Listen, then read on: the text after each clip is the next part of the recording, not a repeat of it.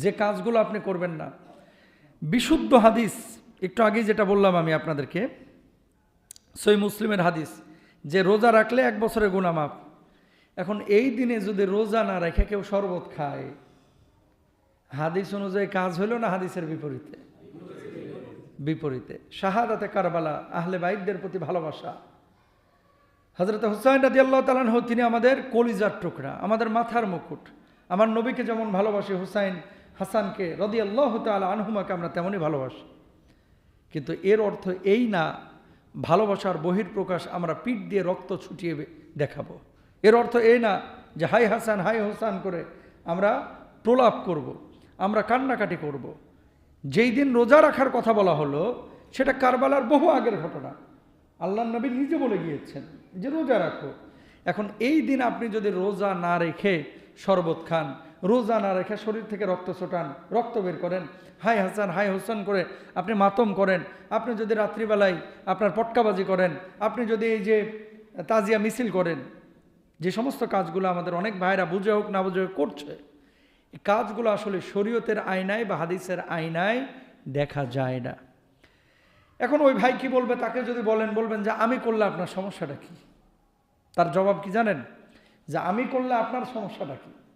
তা আমি বলি যে আমার নবী তো বলে নাই, আপনি করবেন কেন? আচ্ছা, আমি করে আমি জাহান্নামে যাবো, আপনার সমস্যা কি? আর কোনো জবাব আছে? পৃথিবীতে কোনো মুফাসসির কাবা শরীফের ইমামকে আনলেও হেরে বুঝাইতে পারতেন না। কথা বলে না কেন? কাবার ইমামকে নিয়ে এসেও যদি আরে বুঝান, ও বলবে যে আমি ঠিক আছে, এটা নাজায়েজ। কারেন্ট নাই, কারেন্ট নাই, কারেন্ট নাই, কারেন্ট নাই। আচ্ছা, তো বসেন। যে কথা বলছিলাম, এখন কোনো মানুষ যদি এই কথা বলে যে আমি এটা করে জাহান্নামে যাব, আপনার সমস্যা কি, এরে বোঝানোর আর কোনো ইমাম, খতিব, স্কলার কারো কি নাই, সাধ্য নাই। আর এ হচ্ছে পৃথিবীর সবচেয়ে বড় গোমরা মানুষ। কথা বলেন ঠিক কিনা? শুনেন, আপনি ভুলে জেনা করে ফেলেছেন, মদ খেয়ে ফেলছেন, হারাম করে ফেলেছেন, কিন্তু মনে মনে আপনার ভাব হচ্ছে ইস, পাপটা করা আমার উচিত হইল না, ইস ভুলটা আমি করে ফেললাম। পাপ করার পরে যার হৃদয়ে এরকম আঘাত আসে, ও কপালওয়ালা, কারণ ওর জন্য তওবার দরজা খোলা আছে। কথা বলেন সুবহানাল্লাহ। ওর জন্য কিসের দরজা খোলা আছে? তওবার দরজা। কারণ টুডে টুমরো, আজ হোক কাল হোক, সে কিন্তু ব্যাক করবে। কিছু মানুষ আছে যারা পাপকে পাপই মনে করে না। ধরেন জেনা করছেন, আবার প্ল্যান করতেছে, যাক আজকে করছে, আগামী বৃহস্পতিবার আবার করবো। নাউজুবিল্লাহ বলেন না?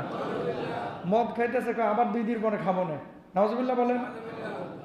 ভাই, এই 2 দিনের মধ্যে তোমার মৌত হয়ে গেলে তুমি কাফের বেঈমানের মতো মরলা। ঠিক কিনা? এই জন্য এমন কোনো কাজ করা যাবে না। এই দিনে আমরা তাজিয়া মিছিল করব না, এ আশুরার দিনে আমরা শরবত খাবো না, আমরা রোজা রাখবো। এ আশুরার দিনে আহলে বাইতদের জন্য আমরা দোয়া করব। এ আশুরার দিনে আমরা মিছিল মিটিং করব না। এ আশুরার দিনে আমরা মানুষকে কষ্ট দেব না, কোনো অপচয় করব না, নিজেদেরকেও কষ্ট দেব না। এই যে রক্ত বের করা, আল্লাহ বলছে ওয়ালা তুলকু বিআইদিকুম ইলা তাহলুকা। আল্লাহ নিজে বলছেন কোরআনে যে তোমরা নিজেদেরকে ধ্বংসের দিকে ঠেলে দিও না। পিঠে যদি আপনি এভাবে শেকল দিয়ে হাই হাসান হাই হোসেন করে এভাবে চাপড়ান, পিঠ দিয়ে রক্ত বাইর হয় না? একটা দুর্ঘটনাও তো ঘটতে পারে, ঘটে অনেক সময়। এই যে আগুনের উপর দিয়ে ঝাঁপ মারতেছেন, কোথায় পাইছেন এগুলা? প্রিয় ভাইরা আমার, আর একটা কথা শুনেন মনোযোগ দিয়ে। হযরতে হুসাইন রাদিয়াল্লাহু তাআলা আনহু, আল্লাহ রাব্বুল আলামিন জান্নাতের যুবকদের সর্দার তাকে তিনি বানিয়েছেন, বানাবেন কিয়ামতের ময়দানে। তিনি যেমন শহীদ হয়েছেন, আবু বকর, উসমান, আলী রাদিয়াল্লাহু তাআলা আনহুমদের মতো সাহাবীরা তারাও কিন্তু শহীদ হয়েছেন। হুসাইনের শাহাদাতের জন্য যদি আপনি পিঠ চাপড়ান, তাহলে আবু বকর, আলী, ওসমান, ওমরের জন্য আল্লাহ রাব্বুল আলামিনের সামনে আরো বেশি আপনার পিঠ চাপড়ানো দরকার ছিল। কথা বলেন ঠিক কিনা? 4 জন প্রধান সাহাবী, 4 জনই তো শহীদ হয়েছেন। 4 জন শহীদ হয়েছেন না? তো ওনারাও তো দুনিয়া থেকে বিদায় নিয়েছেন। এখন ওনাদের জন্য কি আলাদা আলাদা আপনি মিছিল মিটিং করবেন? যদি সব সাহাবীর আপনি হিসাব করেন, তাহলে বছরে 12 মাসে 300 দিনের বেশি মিছিল করা লাগবে। কথা কন না কেন? বুঝছেন বিষয়টা? আমি যে কথাটা বলতে যাচ্ছি, হযরত হুসাইন হাসান রাদিয়াল্লাহু তাআলা আনহুমা তারা আমাদের কলিজার টুকরা, কোনো সন্দেহ নাই। কিন্তু এর অর্থ এই না যে আমরা হযরত হাসান হুসাইন রাদিয়াল্লাহু তাআলা আনহুমাকে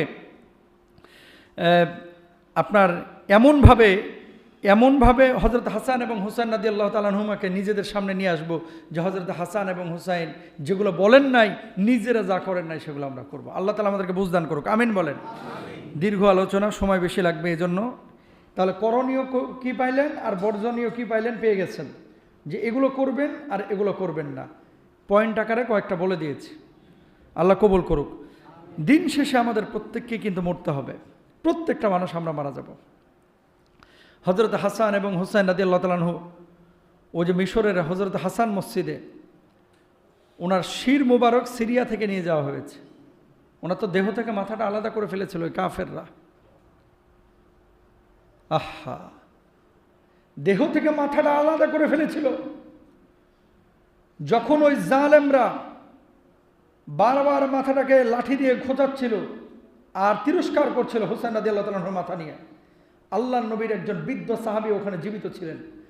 বলছেন, এই আল্লাহর নবীর অনেক স্মৃতি আমার মনে আছে, আমি নিজে দেখেছি। নবীজির এই ঠোঁট দিয়ে হুসাইনের মাথায় চুমু দিয়েছে, নবীজির এই ঠোঁট দিয়ে হুসাইনের কপালে চুমু দিয়েছে। আল্লাহর কসম করে বলছি, তুই খোঁচা মারিস না, হুসাইনের এই মাথাটার সাথে বেয়াদবি করিস না, ছারখার হয়ে যাবি। বেয়াদব তারপরও বেয়াদবি করেছিল। ঠিক 1-1.5 মাসের মাথায় আল্লাহর কি লীলা, আল্লাহর কি পরিকল্পনা, মাত্র কয়েকদিনের মাথায় ওই জালেমের মাথায় এভাবে শত্রুরা কেটে তারপরে ফুটবলের মতো লাথেয় ওটাকে ঝুলায় রাখছিল। আল্লাহু আকবার। আমার নবী যেই কপালে চুমু দিয়েছে সেই কপালে তারা আঘাত করেছে। আবার নবী যেই ঘাড়ের ওপরে চুমু দিয়েছে সেই ঘাটটার উপরে তারা ছুরি চালিয়েছে। আমার নবী যেই হুসাইনের কপালে চুমু দিয়েছে সেই কপালে তারা লাথি মেরেছে। আমার নবী যে হুসাইনের গলায় চুমু দিয়েছে সেই গলার উপরে ছুরি চালিয়েছে। আমার নবী যে হুসাইনকে বলেছে জান্নাতের ফুল, আমার নবী যে হুসাইনের জন্য আল্লাহু আকবার জুমার সময় খুতবা দিচ্ছিলেন, হুসাইন পাখির মতো দৌড়ায় এসেছে, হাসানও দৌড়ায় এসেছে। নবীজি খুতবা বন্ধ করে হুসাইনের কপালে চুমু দিয়েছে, হাসানের কপালে চুমু দিয়েছে, আদর করে দিয়েছে। সেই হাসানকে, সেই হুসাইনকে এই জালেমরা, এই বেঈমানরা, এই কাফেররা এইভাবে আঘাত করলো।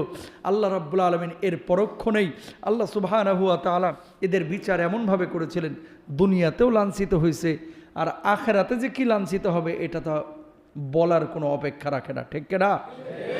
এই জন্য কামা তাদিনু তুদানু, যেমনটা আপনি করবেন তেমনটাই কিন্তু আপনি পাবেন। এই যে জুলুম যারা করে এরা মনে করে যে আমরা তো পার পেয়ে গেছি, আল্লাহ তাআলা তো আমাদেরকে মাফ করেছেন, আল্লাহ তাআলা আমাদেরকে ছেড়ে দিবেন না। আল্লাহ ছাড় দেন, আল্লাহ কিন্তু ছেড়ে দেন না। আল্লাহ ছাড় দেন, আল্লাহ ছেড়ে দেন না।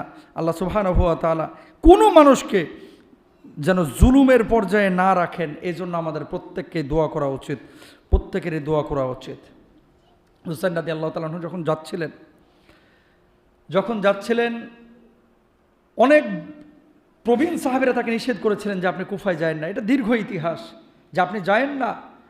ওই কুফাবাসী বারবার কিন্তু চিঠি লিখেছিলেন যে হুসাইন আপনি আসেন, আমরা বর্তমান খলিফার কাছে বাইয়াত হব না, আমরা চাই যে নবী পরিবারের একজন সদস্য কি হোক, আমাদের খলিফা হোক। কুফাবাসী তার সাথে গাদ্দারি করেছিল। চিঠি লিখে তাকে নিয়ে যাওয়ার পরে এই কুফাবাসী গাদ্দারি বেঈমানি করে তাকে আপনার এই হত্যার মুখোমুখি করেছিলেন। যাওয়ার পরে কিন্তু আর কেউ কোনো খোঁজ খবর রাখেন নাই। এই জন্য গাদ্দারি বেঈমানি কুফাবাসী সেই সময় করেছে, এখন পর্যন্ত কুফাবাসী আর কিন্তু সুখ পায় নাই। ওই জাতিটা যারা এই বেঈমানি করেছিল, হুসাইন রাদিয়াল্লাহু তাআলাকে নিয়ে জালেমদের সামনে ফেলে তারপরে সটকে গিয়েছিল, আল্লাহ রাব্বুল আলামিন এখন এদেরকে সুখ দেন নাই, লাঞ্ছিত হচ্ছে, বঞ্চিত হচ্ছে। আহলে বাইত পরিবারের সদস্যদের সাথে বেয়াদবি করার খেসারত এখনও তারা দিচ্ছে। আমি তো গিয়েছি মিশরে, হুসাইন রাদিয়াল্লাহু তাআলার মাথা মোবারক যেখানে দাফন করা, কালের পরিক্রমায় দেখেন তারা এই বিচ্ছিন্ন দেহটাকে কাফেররা সহ্য করতে পারে নাই। এটাকে নিয়ে তারা কত ধরনের যে বেয়াদবি করেছে। এর জন্য নবী পরিবারের সদস্যদের সাথে কোনো বেয়াদবির চিন্তাও করা যাবে।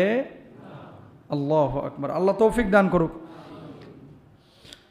আমরা কিন্তু দুনিয়া থেকে চলে যাব, হুসাইন রাদিয়াল্লাহু তাআলা চলে গিয়েছেন, আমাদেরকেও যেতে হবে।